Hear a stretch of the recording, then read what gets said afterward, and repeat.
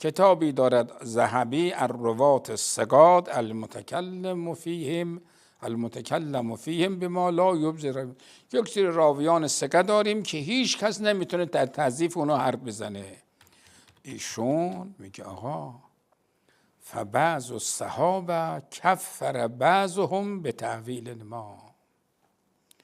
بعضی از صحابه هم دیگه رو تکفیر میکردن. این میگفت تو کافری، اون میگفت تو کافری.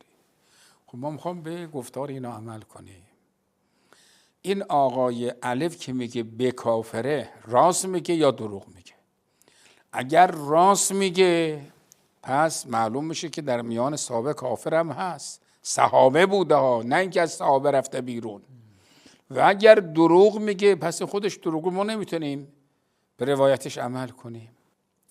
تفتازانی در شرح مقاصد در جلد 5 ما وقع بین الصحابه من المحاربات و المشاجرات، بین صحابه این همه جنگ و مشاجرات افتاده که در کتب تاریخی و با سندهای صحیح آمده.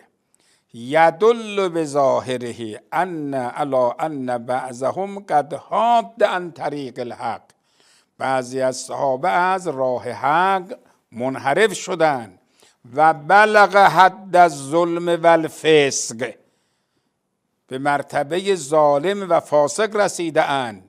و کان الباعث له الحقد و العناد، باعث این خلاصه درگیری ها فاسق بودن به خاطر معاند بودن اینها بوده و حسد بوده و درگیری بوده، رسیدن به سلطنت و ریاست بوده، رسیدن به لذات و شهوت ها بوده.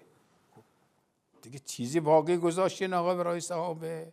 بعد میگه لیس کل صحابی معصوما فلا کل من لقی النبی بالخیر موصوما. نه صحابه معصومه، نه اونها که خدمت پیغمبر بودن ما میتونیم از اینها سنت پیغمبر را فرا بگیریم. بله علمای ما آمدن به خاطر حسن ظنی که به صحابه داشتن تأویلاتی کردن. ابن تیمیه در منهاج السنه در جلد 4 میگه آقا بعضی از صحابه و تابعین قد یحصل منه نوع من الاجتهاد مقرونا بالظن و نوع من الهوى الخفی. تعدادی از صحابه و تابعین اجتهادی میکردن که این نشان میده که اینها تابع هوای نفس هستند، هوای نفس خفی در سینه های اینها بوده.